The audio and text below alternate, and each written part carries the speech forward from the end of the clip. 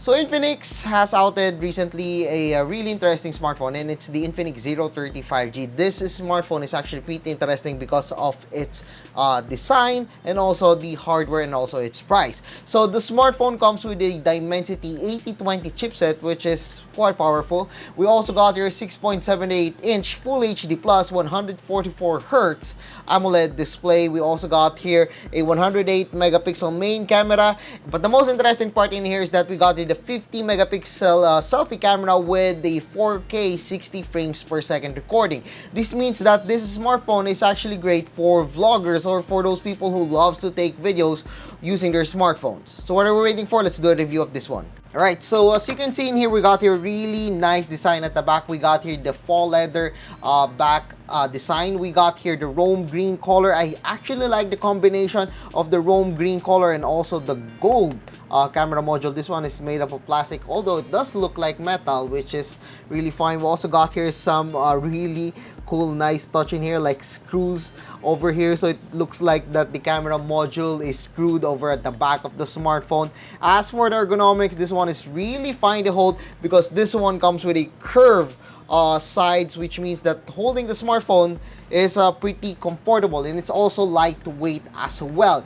This one is at 185 grams and it's only up to 7.9 millimeters thin. This is why the smartphone is really ergonomic. And if you're a fan of the camera module, well, you definitely love this one. Personally, I love the design of this one, and I like that they've used the Zero branding on this one rather than the Infinix. This set this smartphone apart from other Infinix smartphones because of its branding. On the sides, we also got here some gold accents as well. This one comes with a USB Type-C below along with the speaker grill. And as for its charging, this one supports 68 watts supercharge. So this one is pretty fast to charge. It's almost the same as the 67 watts, only 1 watt. But of course, this one is different when it comes to its process, when it comes to charging. But in my experience, I was able to charge it in from 0 to 100 in less than 40 minutes. Now going back to its design, we got here the 6.78-inch Full HD Plus 144Hz AMOLED display. I'm actually surprised that they've used a 144Hz refresh rate on this one. Most of the time, if it's a mid-range smartphone, it doesn't use a 144Hz refresh rate. But this one comes with a 144Hz refresh rate. So overall, the display of this one is really cool. We got here the curved 3D AMOLED on this one. There's a high refresh rate, and using this one outside was really good. The sunlight legibility was fine. I can use it outside. It doesn't feel that it's a mid-range smartphone actually. It feels like a more than that. Previously, I was not a fan of the XOS on other Infinix smartphones, but as the years goes by, well, it has improved a lot, and this time it was swift, responsive, and this one comes with an XOS V13 that is based on Android 13. You could see in here the model number, the CPU, and also the front-facing camera, and also the other specifications including the ROM and also the RAM, which is, by the way, 12 gigs. And again, for a mid-range smartphone, this one is pretty good. You can even expand it if you wanted to, but personally, 12 gigs of RAM is more than enough for my usage. But of course, there are still some bloatware that is inside the smartphone. You can uninstall some of it, but some of them, well, it's just there to stay. But overall, the XOS on the Infinix Zero 35G was quite fine, responsive, and I do like that this one is user-friendly. When it comes to our battery test, we've tested it using PCMark Work 3.0 battery test, and we got a score of 11 hours and 27 minutes. That is just a pretty average smartphone battery life that we got in here. In my personal usage, I was able to get a whole day of usage, but definitely not more than that. If you're a heavy user, you probably need to bring your power bank or your charger with you. But again, 68 watts of fast charging is pretty fast, and it will just take you less than an hour to fully charge the smartphone.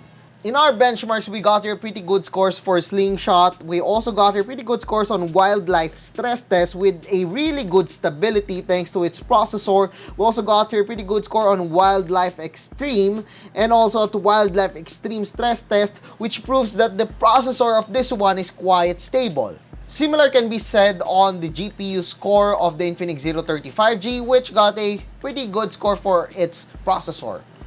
One of the reasons why this smartphone got a pretty good score when it comes to its benchmarks is that the processor is actually more like a rebatch version of the Dimensity 1100. It's pretty much the same, which means that most of the applications and games are matured enough to run on that processor. And I really don't have any problems with that because the Dimensity 8020 chipset inside it is still powerful for today's standards.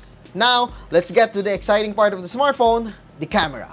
Again, the smartphone comes with a 108 megapixel main camera and also a 13 megapixel ultra wide and a 2 megapixel macro lens. While for the front facing camera, there's the 50 megapixel front facing camera with 4K 60 frames per second recording. Now, the triple lens camera of the smartphone, the two of them is actually the essential ones. It's the ultra wide and also the main camera of the smartphone. And both of them perform really well in our test. While I can definitely say that this one isn't the best in its price range, the Infinix Zero 35G definitely performed way beyond my expectations for its rear camera considering its price and its other features. It's sharper than I expected and the dynamic range was quite good for, again, its price range and its other features. Now for the selfie camera, of course, this one is really good when it comes to the selfie camera. And when it comes to video recording, this is the quality that we're getting from the smartphone. So this is recorded using the front-facing camera of the Infinix Zero 35G.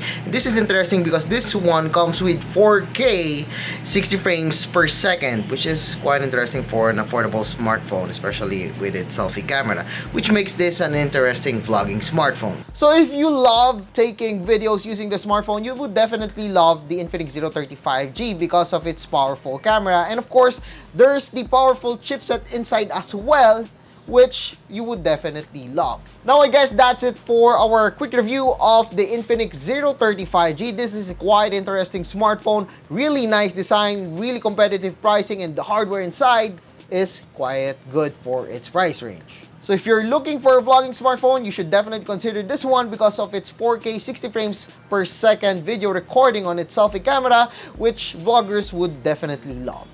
So I guess that's it for our video for today. So if you like this video, don't forget to give us a thumbs up. And of course, don't forget to subscribe to our channel and be sure to click that subscribe button along with that bell button to get notified of our latest videos here in my YouTube channel. So once again, I am JamFJamOnline.ph. Thank you for watching and see you guys again in my next video.